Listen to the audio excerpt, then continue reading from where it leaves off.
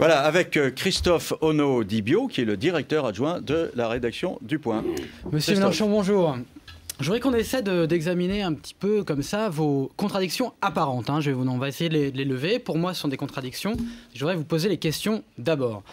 Est-ce qu'il n'y a pas une contradiction à publier un livre qui s'appelle « Qui s'en aille tous » quand on est comme vous dans la politique depuis presque 40 ans?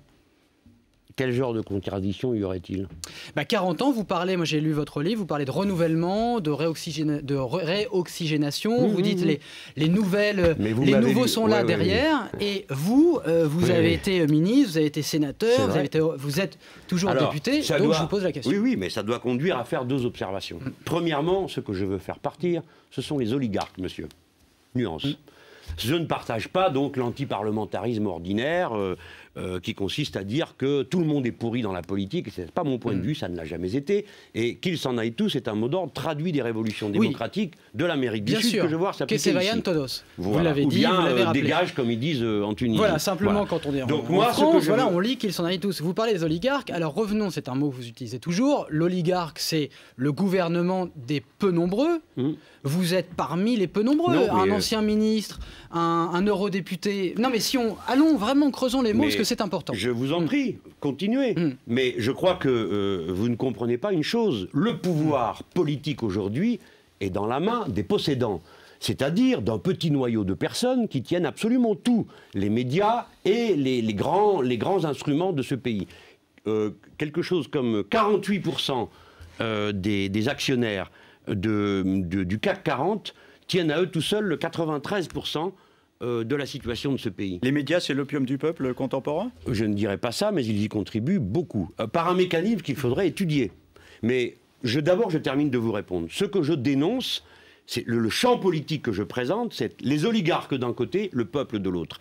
Un mécanisme qui expulse progressivement la démocratie au profit de soi-disant techniciens qui sont en général tous du même côté et tous du côté de la possession de l'argent et du prélèvement de profit sur la société. Voilà. Alors le mot oligarque, c'est pas moi qui l'ai inventé, c'est Aristote.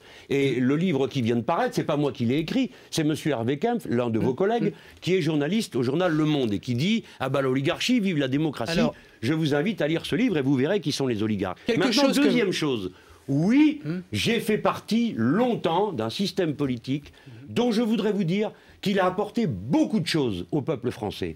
Le programme commun, avec la retraite à 60 ans, avec la 5e semaine de congés payés, avec les 39 heures, avec la suppression de la peine de mort, la décriminalisation de l'homosexualité, etc.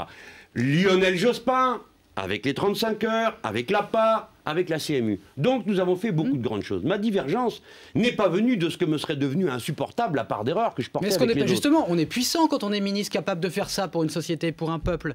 Tout ce que vous avez rappelé qui était très bien pour les citoyens, parce que le mot peuple, c'est pareil, il faudrait s'entendre sur le mot peuple qui veut tout et rien dire, mais ça, on ne va pas faire un débat de philosophie ici. Parce que populisme, ça a l'air de vouloir dire des choses précises. Non, populaire aussi vient de peuple. Populaire, populiste. Bon, simplement, vous parlez des puissants. Il y a plein de gens que vous aimez. Marx, il faisait partie des élites. C'était un fils d'avocat. Il a fait de bonnes choses pour le peuple. Vous l'aimez. Condorcet, que vous citez dans votre livre. Condorcet, qui était pour une école publique, laïque pour tous. Condorcet, c'est un marquis. C'est un aristocrate. Vous n'aimez pas beaucoup les mots en crate.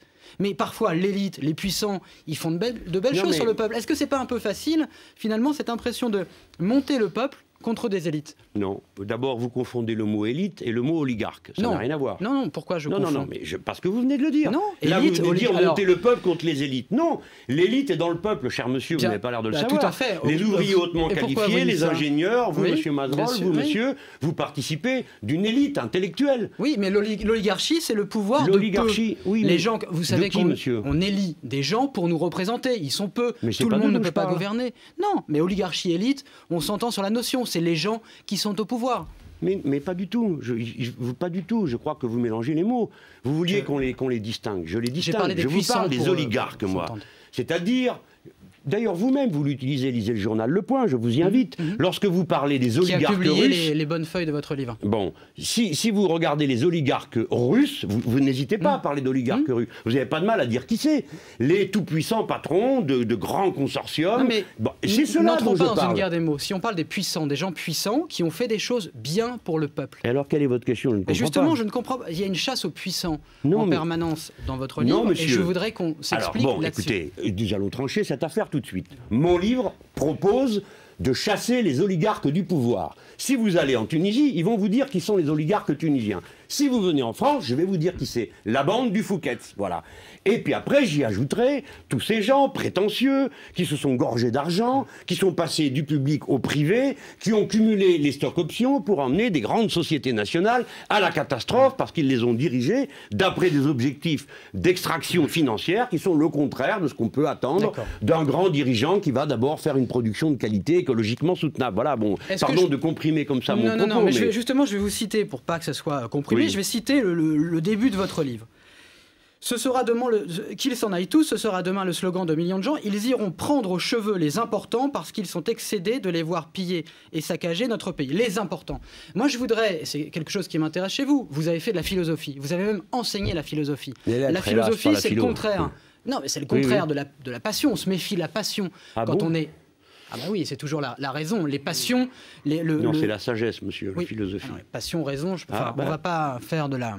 Non, mais si vous voulez faire de la philo, alors on peut parler d'ataraxie, si vous voulez. Vous n'êtes pas vraiment ataraxique. On a l'impression que vous voulez de plus en plus exciter les gens, vos lecteurs, aller à l'encontre de ces principes de philosophie, d'éducation, quand vous parlez des belles intelligences en vous en moquant. Oui, je m'en moque. Prendre aux cheveux, vraiment, il faut prendre aux cheveux. Attendez, vous mettez plusieurs... Oui, voilà. D'abord, on va commencer. Est-ce que vous, par exemple, monsieur le directeur du Point, quand vous mettez à la une de votre journal cette semaine la photo d'une femme voilée et que vous mettez en garde contre le danger islamiste en Égypte, est-ce que vous êtes en train d'exciter des peurs ou bien est-ce que vous essayez de faire réfléchir? Je vais vous répondre pourquoi cette femme voilée ne serait pas une victime de l'islamisme. Elle a un voile, elle n'a pas un voile intégral. Oui, c'est sûrement l'impression que ça donne. Pourquoi vous avez vu une victime dans cette... Parce que je peux vous expliquer, monsieur Mélenchon. Vous l'avez là, votre journal? Oui, non, la tentation islamiste. Vous avez vu le titre? Ça met sur le danger islamiste. Et d'ailleurs, il n'y a pas besoin d'aller bien loin. À la dernière page, nous avons l'éditorial de monsieur Bernard-Henri Lévy, qui lui trouve que la révolution en a déjà trop fait et qui propose que l'on passe vite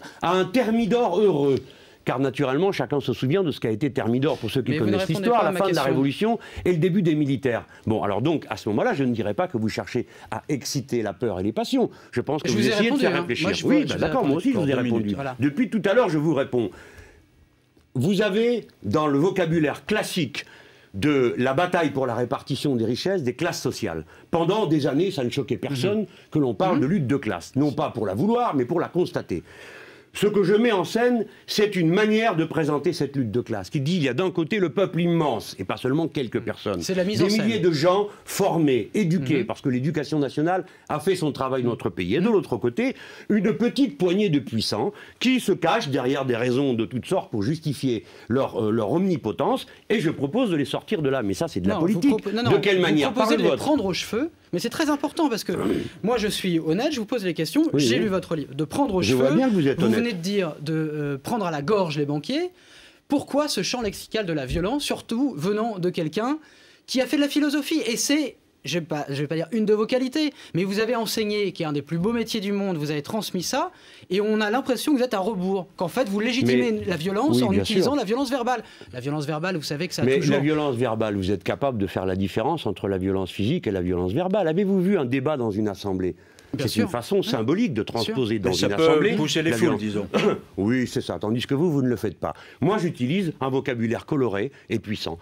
Malheureusement, des fois, il m'arrive de faire des plaisanteries qui ne sont pas comprises. L'expression « prendre aux cheveux » est une expression qui vient de Winston Churchill. Mais bon, on ne peut pas demander à tout le monde d'avoir tout lu. Moi, ça m'amusait. Mais oui, je fais appel à une violence symbolique. Oui, bien sûr. La gorge, oui. Non, mais vous dites c'est une expression de Churchill. Parfaitement, monsieur, j'assume. Vous m'avez posé la question, laissez-moi répondre. Bien sûr. J'assume ma violence verbale, car elle n'est rien à côté de la violence qu'on fait subir aux gens. Vous m'avez entendu parler tout à l'heure d'1,5 million de personnes qui n'ont plus de chauffage aujourd'hui, de 8 millions de personnes qui sont pauvres. Mais il y a des choses que la violence est permanente. Eh bien, moi, mon devoir de porte-parole est d'exprimer cette forme de violence.